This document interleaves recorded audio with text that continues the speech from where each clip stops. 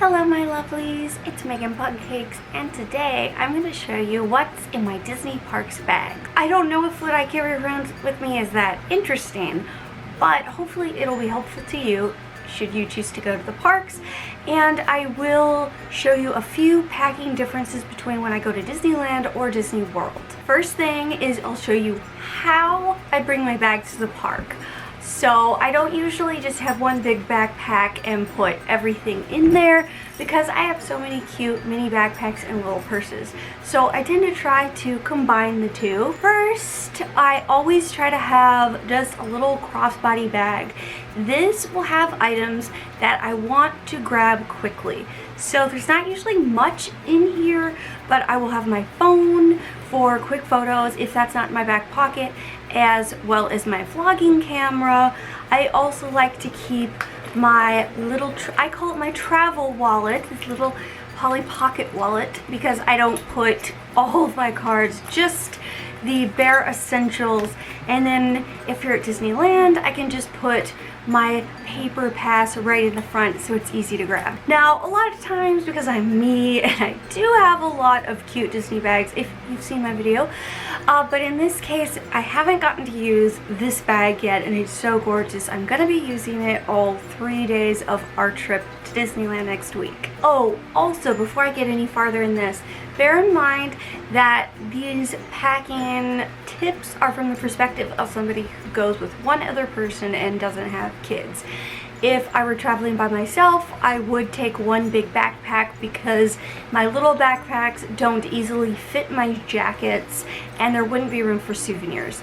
Also, if I were traveling with kids, I would probably need a lot more stuff than what I'm about to show you. So just keep that in mind. One other person, my husband, carries our little souvenirs and jackets in his bag, and then this is all my stuff. So I also tend to bring more than one mini backpack on a trip so that they can match my various themed outfits. And I did bring this to Disney World in March, and I have a new pin. Where is it? There. So this is my little Lion King themed bag, and since my first day is all primary colors, I thought this would look really good. The Loungefly bags, you'll see them all over the park, and it's just big enough for everything else I want to show you. But this next bag that I'm going to do for 2 of the 3 days actually fits everything perfectly. So just a sec. This gorgeous beauty I put together specifically for this trip. I got a bunch of cute third-party Disney pins, and it's gorgeous, and right now it is filled with everything, so I can attest that it all fits. So aside from my jacket, it would fit, but it would be harder to get to the other stuff. So let's open this up. So on the top is something that I actually normally carry with me in my regular purse. It's this little pouch that is Little Mermaid themed that I got from Daiso. And this is great because I keep a lot of essentials in it, and I can just grab it and pop it in any purse whenever I want to switch. So also, you'll notice I'm kind of over-prepared because I'm a klutz and I have to be, and I'm always spilling stuff. So I have to bring shout wipes with me. I always have shout wipes.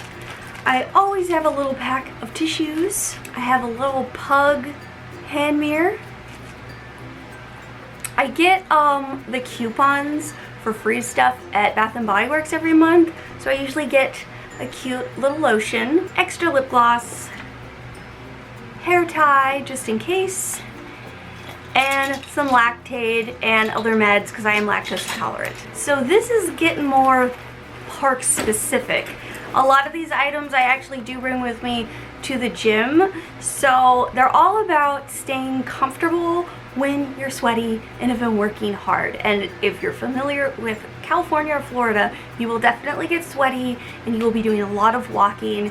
And I think that Disney can be stressful. There's crowds and screaming kids everywhere and scooters trying to mow you down. Like, it's good to take a minute, breathe, and freshen, and just physically feeling clean and better, I feel like makes me ready to face the day. So usually I would say at the halfway mark, like halfway through the day, I'll take a minute in a bathroom stall to just freshen up a little bit.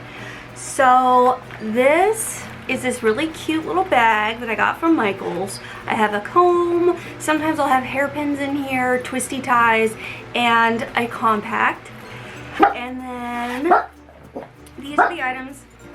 Percy, we love you, Percy. These are the items that I take with me to the gym that I really like. So this is by e.l.f. called e.l.f. Active, and it's a post-workout cool down mist. You can get this at Walmart or Target, and it's just a light little mist. The camera probably did not pick that up, but it just makes you feel light, refreshed. It has a very light scent, and I also think it works well as a makeup setting spray, so it's just gonna help touch that up a little bit as well. In the other pouch, I have a little Bath & Body Works body spray, and the most important item, probably the most important item I bring in my bag, is this Dove spray deodorant. And this is just a little mini size you can get in the travel section. This is amazing. Of course, at the beginning of the day, you have regular deodorant. I'll put on some of the full-size spray. But, you know, I used to carry around a little mini stick with me to freshen up at the parks, but I find that those don't work very well if you're already sweating. And you're gonna sweat and feel sticky. So this is great because you can just mist it anywhere that you've got moisture, not just under your arms. I've used it on the backs of my knees, as weird as that sounds, bottom of my feet. And then you just feel like, okay, I'm comfortable. I can now go back out and face the crowds again. And so, like I said, I usually use those after a workout, so I can say they definitely work well on a sweat. So just saying, this is my must-have pouch. Then I always have to have some ears. Now, of course, I will go to the parks wearing ears, but sometimes the Disney brand ears aren't very comfortable for long wear. So I'll have well, what I'm planning to do this trip is have some third-party ears that I know for a fact are comfortable. I got these from Kohl's. Aren't they fun? But because Disney ears are so cute and I want to utilize them, I've been getting them from Magic at Your Door for months, these are great to have just to wear for the photo ops. So for instance, now that the Disney parks have all of their Halloween stuff out, I'll just slip these on for a photo op by the giant pumpkins or something. As far as the Disney Parks brand ears, I would probably just bring them just to wear for PhotoPass photos and then switch out to something more comfortable. But they're still cute and they fit perfectly in here. Oh, and I meant to say, this bag is by the brand YRU. So the letter YRU. And I only knew them as sellers of platform shoes, which I have a pair of. I didn't know they had bags. Okay, so another little thing that I started doing and works really well for us, I have this really cute pencil case, plastic pencil case from Daiso that's Ariel. So as you can see, normally you would put pencils and erasers in this. What I do is I put reusable straws in, I can open it, in this part, which is the exact perfect length for the average reusable straw, because I don't really like the paper straws at Disney, and this way they're not, with getting on the rest of the stuff in my bag. And then in this thing I will put ibuprofen, Tums, and more Lactaid. So yeah, this worked really well for us on our Disney World trip. Then I have this pretty little pouch Magic at Your Door sent me. And in it, I keep all of the pins I want to trade. So these ones, there's a couple exceptions I'd be willing to trade, but these are just what I like to display, some of my favorites. And this way, it's just really easy to already have the ones I don't want anymore. I don't usually trade with regular people. I just trade with the cast members, because at every cash register they'll have like their little pin trading board. So this way I can just easily go up there and find something cute, and then I can put that on my bag or right on my lanyard, and I'll keep the extra pin backs and stuff in here as well. And because it's got this handle, I can just fish it out of my bag really easily. And the final item in this bag is my Instax camera. This is my first year traveling with this, and I'm really excited to get some cute pictures to put in my scrapbook. Yeah, it's a little heavy, and I will also have some extra film just in case. There's only 4 shots left on this roll. And let me show you my jackets that I'm bringing really quick, because I think this sort of rule of thumb works well for both parks, is to bring light layers.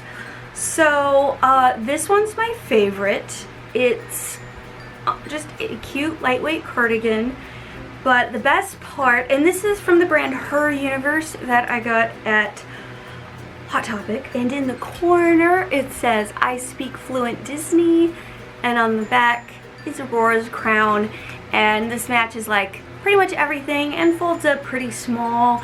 So I'm just bringing this for the evenings in case it does get cooler. And because it's Halloween time now in the parks, I had to bring this jacket because I hardly ever get to wear it, which is a witchy Minnie Mouse hoodie.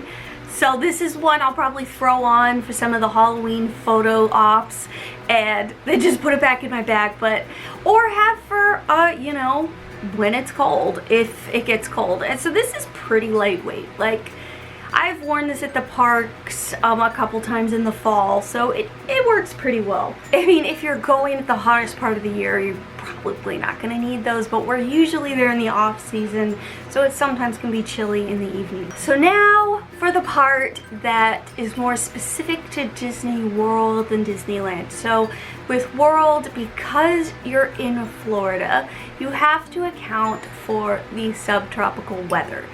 And again, and this is like normal Florida weather, not Hurricane Dorian level weather. I am not the person to ask about how to be in the parks in a hurricane. But for regular weather, my suggestion would be to absolutely waterproof your shoes.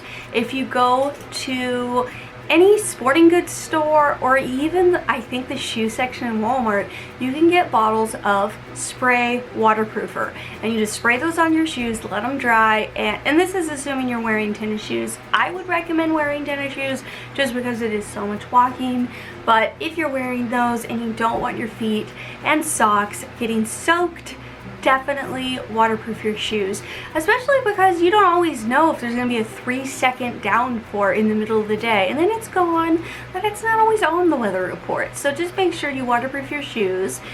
And of course, this is kind of the duh thing, is a poncho. I sprung for the zip-up kind. This took way too long to put on because the rain is there for 5 seconds, and in 5 seconds people have their ponchos on over their heads, and this, I'm like zipping in, trying, and the time I get it zipped on, oh, the rain is stopped. But anyway, poncho, definitely. Not that California doesn't get a rainier season in the spring, but I think that, in my opinion, it's less unexpected when you have rain in California. It's on the weather report, you'll know it's coming. Whereas in Florida, just go with the expectation that it might rain on any given day. Just have that expectation and plan accordingly. I wouldn't suggest an umbrella for Florida because that's rain, it's so intense, and if there's wind, you're still gonna get soaked. So don't worry about that. Plus there's the lightning possibilities, so just don't worry about it. If you were going during the rainier time of year at California, you could, I think, safely use an umbrella, and that would probably work. I've lived on the West Coast my whole life, and usually our rain is, you can prevent soakage with an umbrella. That has not been my experience in Florida.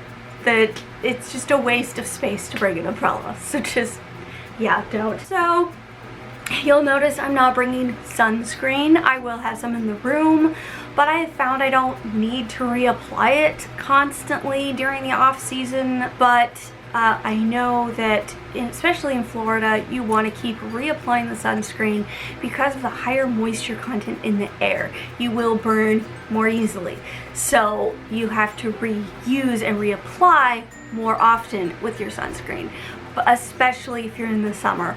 But being in September in California, which is more of a deserty, dry weather, I'm not worried about that. So, you know, obviously have sunscreen, but I don't think I need to just have it with me in the parks. Just one application has been fine for me. So I hope this video was helpful and you enjoyed it. If you love going to the parks, let me know. What are your favorite items to bring that maybe I didn't mention? Anyways, until next time, have a magical day. Bye!